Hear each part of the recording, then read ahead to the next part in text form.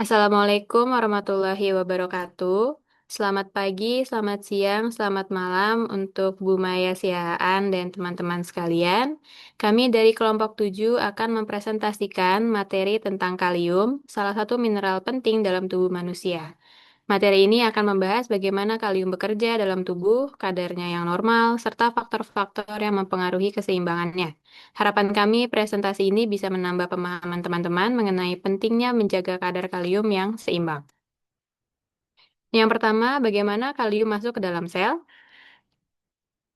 Kalium masuk ke dalam sel melalui dua cara utama, yaitu secara aktif dan pasif. Mekanisme aktif menggunakan pompa Na+K+, ATPase yang memerlukan energi dari ATP.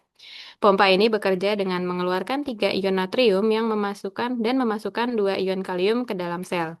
Selain itu, ada juga saluran bocor atau leak channels yang memungkinkan kalium bergerak keluar sel mengikuti gradien konsentrasi.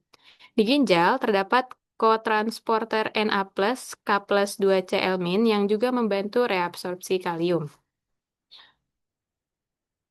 Oh, sebentar. Apakah kalium ada batasnya?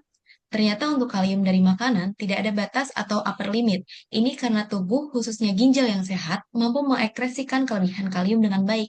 Namun, jika kita mengonsumsi suplemen kalium dalam dosis tinggi, apalagi tanpa pengawasan medis, bisa sangat berbahaya, terutama bagi penderita penyakit ginjal atau yang sedang menggunakan obat tertentu. Kalium dari makanan justru bisa memberikan manfaat seperti menurunkan tekanan darah. Boleh di next slide? Oke, selanjutnya berapa kadar normal kalium? Kadar normal kalium dalam darah berkisar antara 3 sampai 5 hingga 5,0 milimol per liter. Jika kadarnya kurang dari itu, disebut hipokalemia dan gejalanya bisa berupa kelemahan otot, konstipasi hingga gangguan irama jantung. Sebaliknya, jika melebihi 5,0 milimol per liter disebut hiperkalemia yang dapat menyebabkan henti jantung. Jadi, menjaga kadar kalium tetap dalam rentang normal sangat penting untuk fungsi tubuh yang optimal. Oke, boleh di next slide. Oke, selanjutnya siapa yang rentan defisiensi? Berdasarkan data dari RSCM, sekitar 23% pasien rawat inap mengalami hipokalemia saat masuk rumah sakit, dan angka ini meningkat selama perawatan. Hal ini disebabkan oleh kondisi seperti diare, muntah, penggunaan diuretik, defisiensi magnesium, atau pola makan rendah buah dan sayur. Selain itu, konsumsi alkohol kronis juga menurunkan kadar kalium. Atlet yang mengalami dehidrasi dan pasien penyakit ginjal kronis juga beresiko mengalami gangguan keseimbangan kalium. Oke, selanjutnya akan dijelaskan oleh teman saya. Oke, untuk faktor non-gizi yang mempengaruhi kalium. Selain dari asupan makanan, keseimbangan kalium juga dipengaruhi oleh faktor lain. Magnesium dan karbohidrat bersifat sinergis, magnesium membantu menjaga keseimbangan elektrolit, dan karbohidrat melalui insulin mendorong kalium masuk ke sel. Di sisi lain, natrium berlebih dapat meningkatkan ekskresi kalium, begitu pula dengan konsumsi serat berlebih dan alkohol kronis yang dapat menghambat penyerapan kalium di saluran cerna. Boleh di next?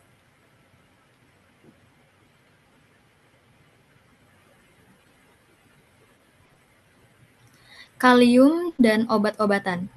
Ada beberapa obat yang mempengaruhi kadar kalium dalam tubuh, misalnya ACE, inhibitor, ARB, dan diuretik hemat kalium seperti spironolakton bisa menyebabkan kadar kalium meningkat atau hiperkalemia. Sementara itu, obat seperti furosemid dan thiazid justru bisa menyebabkan penurunan kalium atau hipokalemia, terutama pada lansia.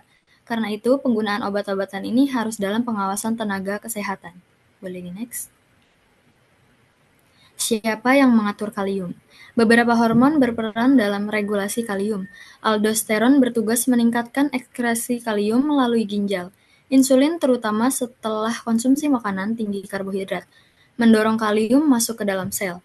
Dan katekolamin seperti hormon adrenalin juga membantu transport kalium melalui jalur CAMP. Semua hormon ini bekerja menjaga keseimbangan kalium agar tetap stabil dalam darah dan sel.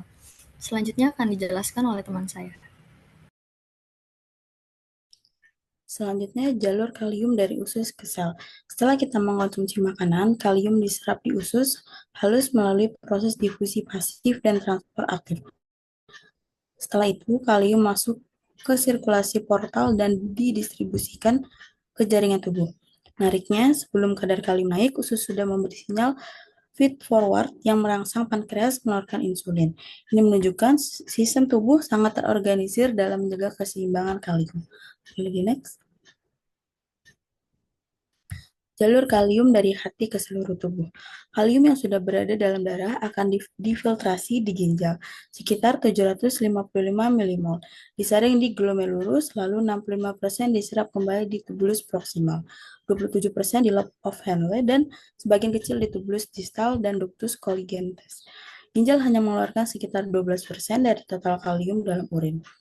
Pengaturan ekskresi ini sangat dipengaruhi oleh hormon, khususnya aldosteron untuk menjaga homeostatis kalium darah.